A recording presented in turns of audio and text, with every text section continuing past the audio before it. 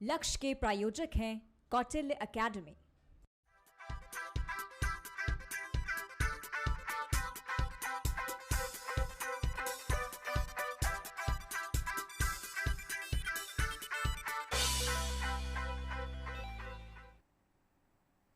नमस्कार, मैं हूं अवंतिका श्रीवास्तव। बंसल न्यूज की खास पेशकश लक्ष्य में आपका स्वागत है।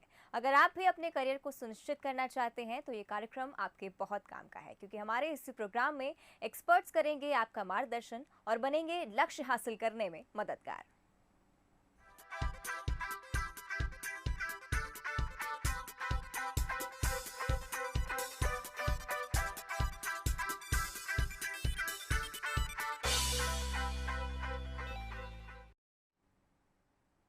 हमारे खास कार्यक्रम लक्ष्य में हम उन लोगों से आपको रूबरू कराते हैं जो शिक्षा के लिए बेहतर काम कर रहे हैं, छात्रों के मन में करियर को लेकर उठने वाले सवालों का जवाब देते हैं और कैसे शिक्षा का स्तर बढ़े इसके लिए निरंतर प्रयास कर रहे हैं। लक्ष्य की इस खास पेशकश में हमारे साथ मौजूद हैं हबीब हाशमी, जो टॉपर्स साइंस क्लासेस नवीन नगर भोपाल के डायरेक्टर हैं। साथ ही मौजूद है कनक विरहे, जो टॉपर्स साइंस क्लासेस की स्टूडेंट है। लक्ष्य में आप दोनों का स्वागत है। Thank you sir. सबसे पहले सर मैं चाहूंगी कि आप अपने इस इंस्टीट्यूट के बारे में बताएं और आपकी टॉपर्स साइंस क्लासेस में मैथ्स स्ट्रीम के कितने स्टूडेंट्स हैं, इस जानकारी को हमसे साझा करें। सबसे पहले मैं बंसल न्यूज़ का धन्यवाद करना चाहता हूं, जिन्होंने हमें ये अवसर प्रदान किया। हमारे यहाँ लगभग 50+ स्टूडेंट्स मैथ्स स्ट्रीम के हैं और मेरी क्लास का नाम टॉपर साइंस क्लासेस है, जो सहारा शॉपिंग सेंटर नवीन नगर में संचालित है। और लगभग 30 वर्षों से ये संस्था हम लोग एक सेवा के रूप में इस संस्था को चला रहे हैं। बहुत कम फीस पे इसको संचालित कर रहे हैं। जी, इसके साथ ही हम सर आपसे जानना चाहेंगे कि मैथ्स और बायोलॉजी और आर्ट्स में से ये 3 स्ट्रीम होती हैं, इनमें से किस स्ट्रीम की तरफ बच्चों का रुझान सबसे ज़्यादा है? आज के ज़माने में देखें तो बायोलॉजी स्ट्रीम बहुत ज़्यादा लोग ले रहे हैं। पहले मैथ्स ज़्यादा था, अब मैथ्स की तरफ कम रुझान जा रहा है बच्चों का। शायद इंजीनियरिंग लोग उतनी पसंद नहीं कर पा रहे हैं, इस वजह से बायोलॉजी में जा रहे हैं। आर्ट्स में भी कम रहते हैं जी। तो अभी देखने में यही आ रहा है कि हाल फिलहाल विगत 2 वर्षों से बायोलॉजी की तरफ ज़्यादा रुझान बच्चों का हो रहा है। चलिए, कनक से भी बात कर लेते हैं। कनक, एग्जाम्स आने वाले हैं स्टूडेंट्स के, हम आपसे जानना चाहेंगे कि आप अपने एग्जाम्स की तैयारी किस तरह से करती हैं? Firstly thank you Bansal news for giving me this opportunity. Starting due to कोविड-19 थोड़े से इश्यूज हुए थे, बट अब हमारे कोचिंग में पूरा सिलेबस हो चुका है और स्कूल्स भी ऑफ हो चुके हैं, तो मुझे अब सेल्फ स्टडी का ज़्यादा टाइम मिल जाता है। जी। और mister Habib Hashmi sir, Rajkumar Jain sir and mister Aamir Suhail sir, इनका मैं थैंक यू कहना चाहती हूँ, क्योंकि इनकी वजह से मेरी स्टडी बहुत अच्छी हो चुकी है और अब रिवीजन टाइम चल रहा है। जैसा कि सबको पता है कि एग्ज़ाम डेट बहुत करीब आ चुकी है, तो रिवीजन में इन लोगों की वजह से मुझे अब इश्यूज़ नहीं होते हैं ज़्यादा। इन लोगों ने मुझे बहुत बेसिक से और डिटेल में पढ़ाया है, तो मुझे रिवीजन में ज़्यादा इश्यूज़ नहीं हो पाते। और मैं आजकल पूरे 5 सब्जेक्ट्स पर पूरा ध्यान देने की पूरी कोशिश करती हूँ। जैसा कि सभी को पता है कि मैथ्स में ज़्यादा टाइम लगता है प्रिपरेशन करने में, क्वेश्चंस को सॉल्व करने में, तो मैं मैथ्स को ज़्यादा टाइम देती हूँ और साथ में फिजिक्स केमिस्ट्री को भी देती हूँ। इंग्लिश हिंदी भी स्कोरिंग सब्जेक्ट्स हैं, इसलिए मैं उन पर भी अपना ध्यान देती हूँ। यानी कि कनक सेल्फ स्टडी पर ज़्यादा फोकस करते हैं। चलिए, Yes, सर से बात कर लेते हैं। सर, शिक्षा के क्षेत्र में बंसल समूह के योगदानों को आप किस तरह से देखते हैं? बंसल समूह का योगदान बहुत ही अच्छा है शिक्षा के क्षेत्र में। एक्चुअल में हमारे संस्थान के छात्रों ने बंसल कॉलेज की विज़िट भी की, तो वहाँ का एटमॉस्फेयर इतना अच्छा उनको लगा, वहाँ पर बहुत खुश हुए। वहाँ के काउंसलर ने सबसे पहले बच्चों से यह जाना कि वो किस स्ट्रीम में हैं और उनका रुझान किस तरफ है, तो उसके अकॉर्डेंस में उन्होंने बहुत अच्छी बातें वहाँ की काउंसलर ने बताई। साथ साथ जो छात्रवृत्तियाँ हैं, जो पालकों को मालूम नहीं है कि कितनी तरह की छात्रवृत्तियाँ प्रदान की जाती हैं, वो सारी जानकारी छात्रों को मिली। तो ये प्रयास बंसल समूह का बहुत ही अच्छा मुझे लगा। और सबसे ज़्यादा मुझे खुशी तब हुई जब कुछ बच्चों ने ये बोला कि हम यूपीएससी या बैंक में जाना चाहते हैं, तो काउंसलर ने उन विषयों को भी बहुत अच्छे से हैंडल करके उनको बताया, जो कि वास्तव में बंसल समूह इसके लिए बधाई का पात्र है। यानी कि बंसल समूह की नीतियों को आप काफ़ी हद तक पसंद करते हैं। चलिए, कनक से भी जान लेते हैं। कनक, टेक्निकल एजुकेशन का ज़माना है और सभी बच्चे चाहते हैं कि टेक्निकली वो एजुकेशन की तरफ बढ़ें और स्मार्ट क्लासेस और टेक्निकलिटी को एजुकेशन के सेक्टर में यूज़ करना चाहते हैं। आपसे जानना चाहेंगे, टेक्निकल एजुकेशन में आप बंसल समूह की किन नीतियों को पसंद करती हैं? मैम जब मैंने कॉलेज विज़िट किया तो पहली बात तो बंसल कॉलेज की सारी नीतियाँ काफ़ी अच्छी थी, लेकिन जो टेक्निकल एजुकेशन की एडवांस टेक्नोलॉजी है बंसल कॉलेज की, वो काबिलिए तारीफ़ है। वहाँ पर टीचर्स का एक्सप्लेनेशन करने का तरीका काफ़ी इंटरेस्टिंग है, वहाँ का स्टाफ मेंबर्स का बिहेवियर भी बहुत अच्छा है। और जब मैंने कॉलेज विज़िट किया तो कुछ स्टूडेंट्स ने वर्किंग मॉडल बनाए थे जो कि काफ़ी अच्छे थे। उसी में से उन लोगों ने एक ड्रोन फ्लाई भी करके बताया था सीनियर स्टूडेंट्स ने, और वो नेशनल लेवल पे भी ड्रोन फ्लाई कर चुके हैं। So I am too impressed with all these activities of Bansal college। और उन लोगों ने हमें इंस्पायर भी किया, काफ़ी टेक्निकल फील्ड के बारे में बताया भी कि सभी गवर्नमेंट फील्ड की तरफ जा रहे हैं, तो आपको टेक्निकल फील्ड में भी अगर आप अपना 100% देंगे तो सभी जो जिसमें 100% देता है तो ऑब्वियस सी बात है उसको रिजल्ट तो मिलता ही है। तो उनने हमें समझाया, एक्सप्लेन किया अच्छे से टीचर्स ने कि टेक्निकल फील्ड में इंटरेस्ट लीजिए, और कंप्यूटर इंजीनियरिंग के बारे में समझाया, बीटेक एमटेक के बारे में समझाया। यानी कि आपका रुझान भी काफ़ी है टेक्निकल एजुकेशन की तरफ। सर आपसे जानना चाहेंगे, टेक्निकल एजुकेशन की अगर बात की जा रही है तो बंसल समूह के द्वारा टेक्निकल एजुकेशन हर वर्ग के क्षेत्र में उपलब्ध कराया जा सके, इसके लिए क्या कदम उठाए जा सकते हैं? एक्चुअली आजकल बहुत से पेरेंट्स का ऐसा मानना है कि टेक्निकल फील्ड में जैसे इंजीनियरिंग में बच्चा जाता है तो वहाँ पे बहुत ज़्यादा खर्चा उनका होता है। तो इसके लिए सबसे अच्छा तरीका ये है बंसल समूह का कि वो समर कैंप लगाएं और पेरेंट्स को ये कन्विंस करें कि नहीं, ये पढ़ाई इतनी महंगी नहीं है अगर हम चाहें। और बहुत से ऐसे क्षेत्र हैं जो स्कॉलरशिप प्रोवाइड कर रहे हैं बच्चों को, तो बंसल समूह अगर इस और अच्छे से और देखे तो बहुत अच्छा किया जा सकता है इस समूह के द्वारा। बिल्कुल सर, बात कर लेते हैं कनक से भी। कनक, सोशल मीडिया का ज़माना है और हर बच्चा सोशल मीडिया पर एक्टिव रहता है, काफ़ी पसंद करता है सोशल मीडिया पर अपनी आइडियोलॉजीज़ को पोस्ट करना, खुद की पर्सनालिटी को पोस्ट करना। आपसे जानना चाहेंगे कि क्या आप सोशल मीडिया यूज़ करती हैं? अगर करती हैं तो आखिर कितने देर तक सोशल मीडिया अकाउंट्स पर एक्टिव रहती हैं आप? यस मैम, मैं सोशल मीडिया पे बस व्हाट्सअप यूज़ करती हूँ, वो भी स्टडी से रिलेटेड ग्रुप्स हैं स्कूल के, कोचिंग्स के, और मैं अपना सोशल मीडिया पे कम ही टाइम स्पेंड कर पाती हूँ क्योंकि इतना टाइम ही नहीं मिल पाता कोचिंग और स्कूल के साथ। तो मैं वैसे कम यूज़ कर पाती हूँ सोशल मीडिया, जितना करती हूँ स्टडी से रिलेटेड ही करती हूँ। बट हाँ, सोशल मीडिया भी ज़रूरी है लाइफ के लिए। अगर आप किसी चीज़ का मिसयूज़ करेंगे तो ऑब्वियस सी बात है वो गलत होगा। सोशल मीडिया बुरी चीज़ नहीं है, बट अगर आप उसका मिसयूज़ करेंगे तो वो गलत है। अगर आप स्टडी बेसिस पे देखें तो यूट्यूब पे इतनी अच्छी क्लासेस वगैरह चलती हैं, एजुकेशन फील्ड में भी सोशल मीडिया काफ़ी अच्छा है, बस मिसयूज़ करने वालों के लिए गलत है। बिल्कुल कनक, जिस तरह से आपने बताया कि मिसयूज़ अगर किसी चीज़ को किया जाए तो उसका बुरा परिणाम होगा ही। सर आपसे जानना चाहेंगे, सोशल मीडिया पर आए दिन फेक न्यूज़, प्रोपेगेंडाज और कई सारी ऐसी चीज़ें होती हैं जो बच्चों के स्वास्थ्य को, बच्चों के मानसिक स्वास्थ्य को काफ़ी हानिकारक साबित होती हैं। ऐसे में बच्चों को सोशल मीडिया की तरफ कितना रुझान रखना चाहिए स्टडीज़ के साथ साथ? सोशल मीडिया एक बहुत अच्छा प्लेटफॉर्म भी है। वो कहा जाता है कि हर चीज़ का एक अच्छा पहलू होता है तो एक नकारात्मक पहलू भी होता है। तो सोशल मीडिया का अच्छे पहलू के लिए तो हम लोग भी बच्चों को सजेस्ट करते हैं कि आप, बहुत अच्छे टीचर्स के वीडियो मिलते हैं, बहुत सारी जानकारियाँ साइट पे मिलती हैं। इसके अलावा उसमें बहुत चीज़ें ऐसी भी हैं कि बच्चा इसका हैबिचुअल हो जाए तो वो फिर अपनी थ्योरेटिकल पढ़ाई छोड़ के फिर वो पूरा उसी पर टाइम एक्सपेंड करता है। तो इसलिए हम लोग बच्चों की बहुत अच्छे से इस बारे में काउंसलिंग करते हैं कि बेटा आपको कितना इसका इस्तेमाल करना है और कब तक करना है और कब इसका इस्तेमाल नहीं करना है। बिल्कुल, चलिए कनक से भी बात कर लेते हैं। कनक, एक बच्चे के लिए अपनी स्कूल लाइफ में हेल्थ और एजुकेशन को मेंटेन करना काफ़ी मुश्किल हो जाता है, काफ़ी ज़रूरी भी होता है। आपसे जानना चाहेंगे कि आप अपनी शिक्षा और स्वास्थ्य में कैसे सामंजस्य रखती हैं? शिक्षा और स्वास्थ्य में सामंजस्य रखना बहुत ज़रूरी है क्योंकि अगर आप स्वस्थ नहीं रहेंगे तो आपका पढ़ाई में मन नहीं लगेगा। और स्वस्थ रहने के लिए खाना खाना बहुत ज़रूरी है। तो मैं अपनी पढ़ाई के साथ अपने खाने पर पूरा ध्यान देती हूँ। मेरे पेरेंट्स भी मेरे खाने का पूरा ध्यान रखते हैं। अगर आप खाना नहीं खाएंगे तो आपको वीकनेस होगी जिसकी वजह से आपका पढ़ाई में मन नहीं लगेगा और आप मेंटली भी फिट नहीं रह पाएंगे। इसलिए स्वास्थ्य के साथ शिक्षा का होना बहुत ज़रूरी है। दैट्स वाई मैं सभी स्टूडेंट्स को यही सजेस्ट करूँगी कि वो अपनी हेल्थ का भी पूरा ध्यान रखें। एग्ज़ाम्स बहुत नियर आ रहे हैं, बाहर का कम खाएं जिससे वो हेल्दी रहें। और ज़रूरी नहीं है कि ऑल द टाइम स्टडी ही करें, अपने मूड को थोड़ा सही करने के लिए गेम्स वगैरह भी खेलना चाहिए जिससे आप मेंटली भी फिट रहेंगे। बिल्कुल, बहुत अच्छी बात कही आपने कनक कि हेल्थ और एजुकेशन को कोऑर्डिनेट कर चलना काफ़ी ज़रूरी हो गया है। इसी के साथ आपसे जानना चाहेंगे कि आपका शेड्यूल क्या रहता है और एग्ज़ाम टाइम में आपके शेड्यूल में क्या अंतर आता है? मैम एग्ज़ाम टाइम में थोड़ा ज़्यादा प्रेशर होता है, इसलिए ज़्यादा अंतर आ जाता है।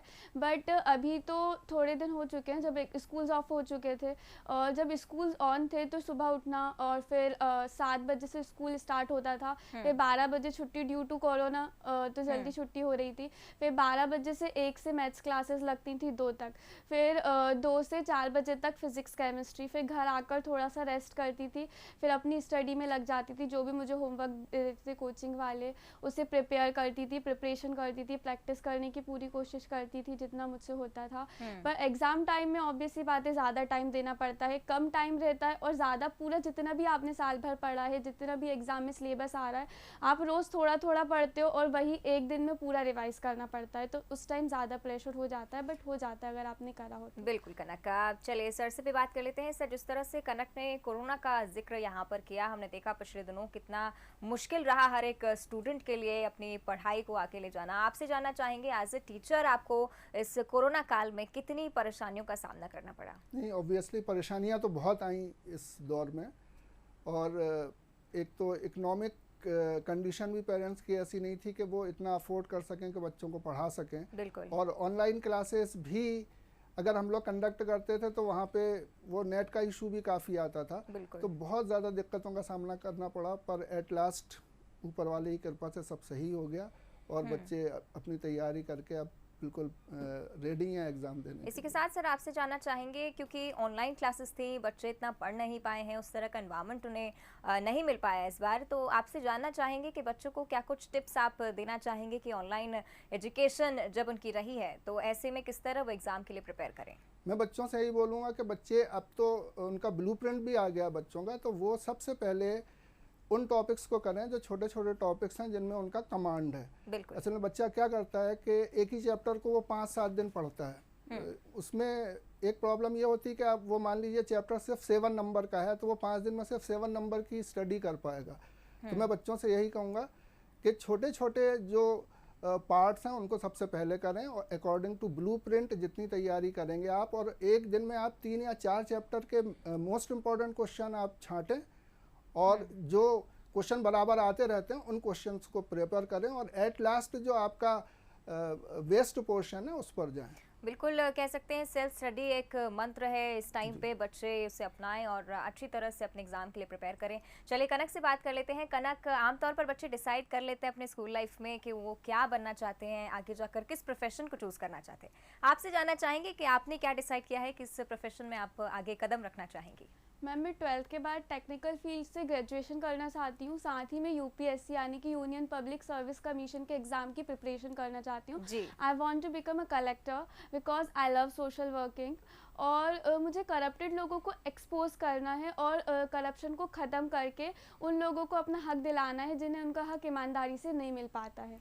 बिल्कुल, बहुत ही खूबसूरत बात कही आपने कनक कि आप भ्रष्टाचार जो लोग कर रहे हैं उनकी तरफ सख्त कदम अपनाना चाहेंगी। सर, जिस तरह से कनक ने बताया कि वो आगे जाकर कलेक्टर यानी कि आईएएस ऑफिसर बनना चाहेंगी, आपसे जानना चाहेंगे कि आप अन्य बच्चों का किस तरह से करियर काउंसलिंग करते हैं, क्योंकि कहीं ना कहीं देखा जाता है बच्चे काफ़ी कंफ्यूज्ड रहते हैं अपने फ्यूचर को लेकर, अपने करियर को लेकर। जी जी, बच्चे बहुत कंफ्यूज होते हैं, तो हम लोग उनको एक ग्रुप में डिवाइड करते हैं और ये देखते हैं कि उसका किस फील्ड में इंटरेस्ट ज़्यादा है।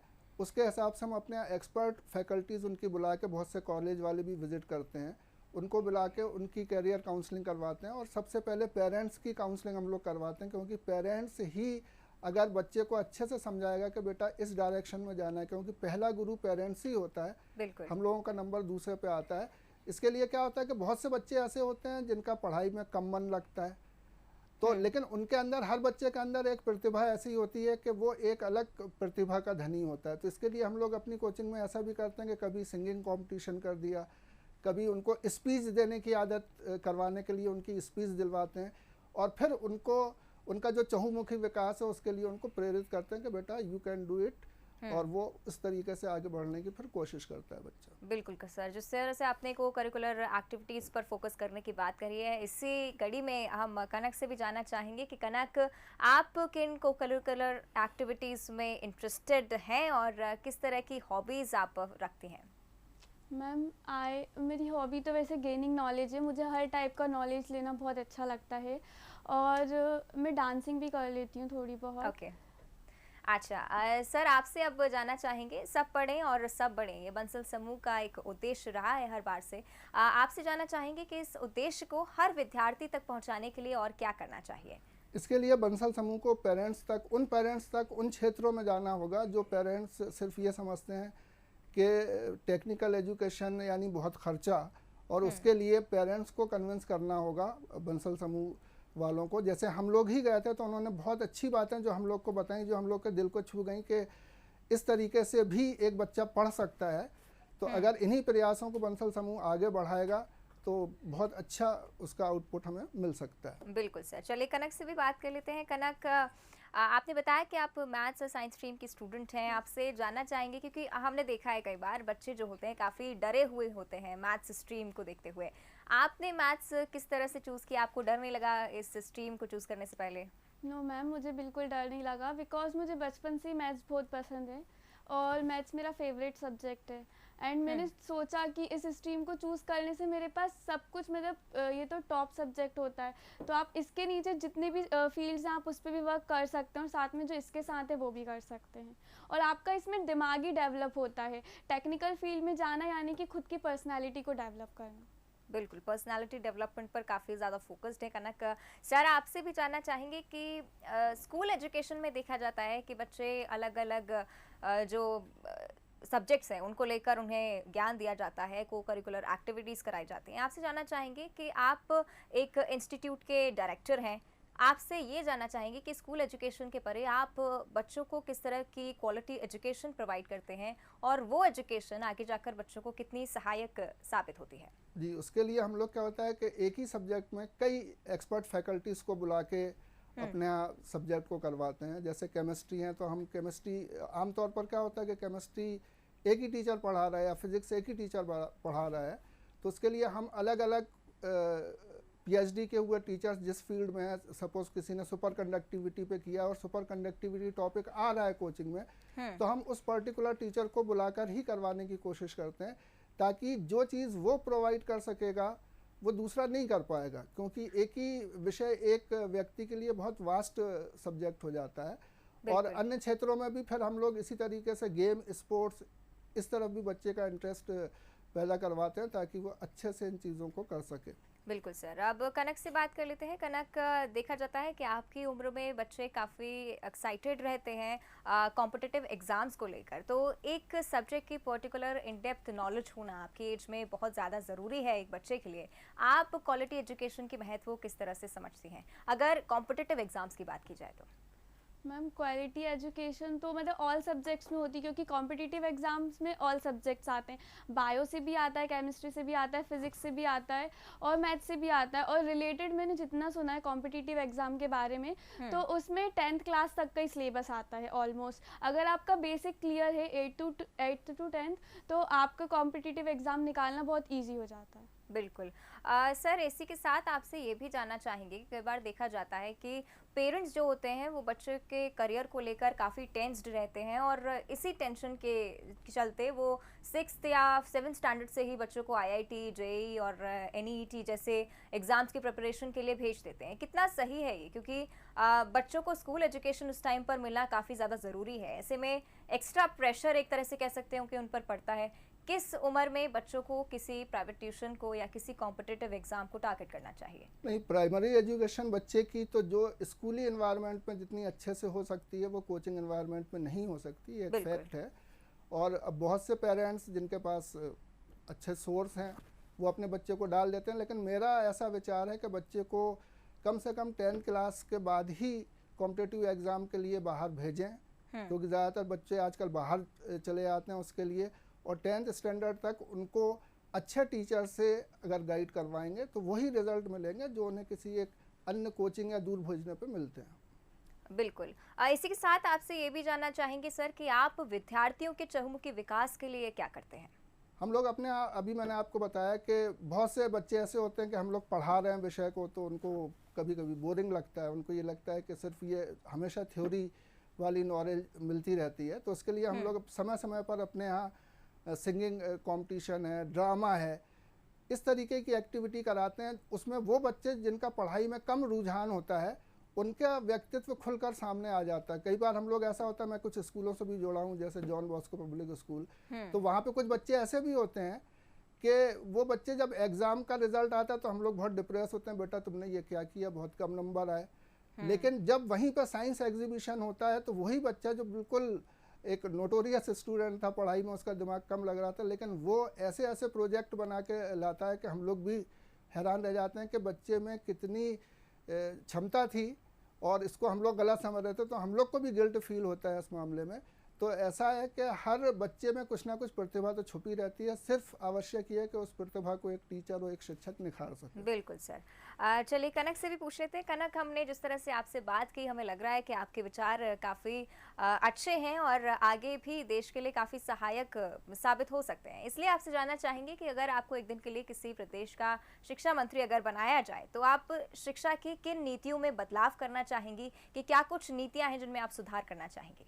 मैम, एजुकेशन सिस्टम अभी जो ड्यू टू कोविड-19 है वो तो बड़ा ही ख़राब चल रहा है, बिकॉज जब से हम 12th में आए तो 2-3 बार तो ब्लूप्रिंट ही चेंज हो चुका है एंड सिलेबस भी बहुत चेंज हो चुका है जी।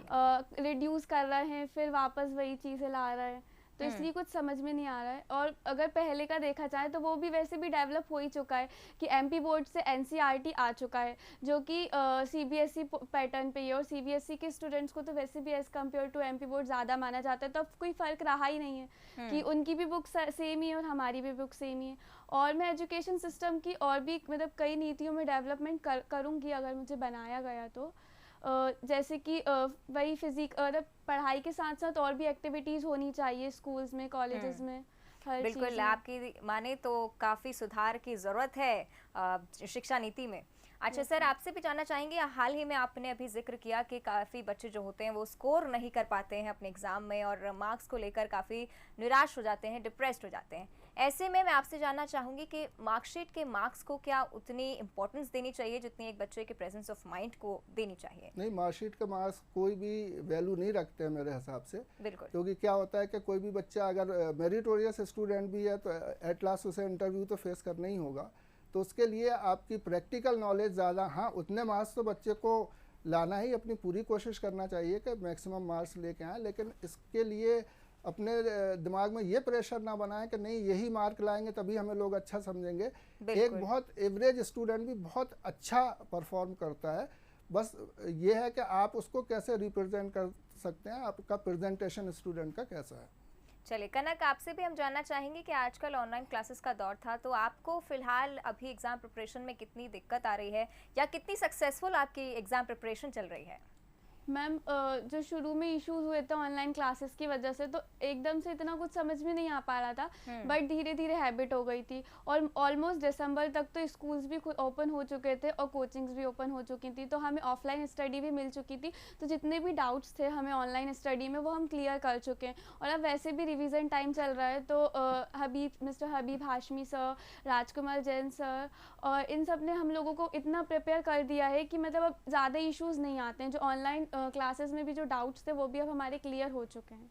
चलिए कनक, इसी के साथ आपसे जानना चाहेंगे कि आप अपने जैसे स्टूडेंट्स को क्या संदेश देना चाहती हैं बंसल न्यूज़ के माध्यम से? मैं सभी स्टूडेंट से यही कहना चाहती हूँ कि एग्ज़ाम्स बहुत पास आ रहे हैं, तो सभी को खूब मन लगा के पढ़ना चाहिए। जैसा कि सभी को पता है कि 12th क्लास के परसेंटेज आगे वाली फ्यूचर लाइफ के लिए बहुत मैटर करते हैं, बट इट डजेंट मीन कि आप प्रेशर में आके कुछ गलत स्टेप लें। आप बस अपना 100% दें, बिकॉज आई नो कि पढ़ाई में मन लगाना इतना आसान नहीं होता है, क्योंकि सबकी कैपेसिटी सेम नहीं होती है। कोई वही आंसर 5 मिनट में करता है तो कोई वही आंसर 15 मिनट में करता है। आप अपनी वीकनेस को पकड़िए और उससे अपनी स्ट्रेंथ बनाइए। एक मेरिटोरियस स्टूडेंट से कॉम्पीट करने का जुनून और जज्बा रखिए। एक लूज़र भी टॉपर बन सकता है अगर उसमें पढ़ने का पैशन हो तो, और हार्डवर्क करना तो बहुत ज़रूरी है। अगर आप सक्सेस चाहते हैं तो आपको घर बैठे तो कुछ नहीं मिलने वाला, इसलिए आपको हार्डवर्क तो करना ही पड़ेगा। एंड एट लास्ट में सभी स्टूडेंट्स को यही कहना चाहूँगी कि dream one look, difficulties will come to 1000, but that scene will be very beautiful when success will make a noise. सपना एक देखो, मुश्किलें 1000 आएंगी, लेकिन वो मंजर बड़ा खूबसूरत होगा जब कामयाबी शोर मचाएगी। बिल्कुल कनक, बहुत खूबसूरत बात आपने कही है बंसल न्यूज़ के माध्यम से। आपसे भी सर जानना चाहेंगे कि आप स्टूडेंट्स को क्या संदेश देना चाहते हैं आखिर में?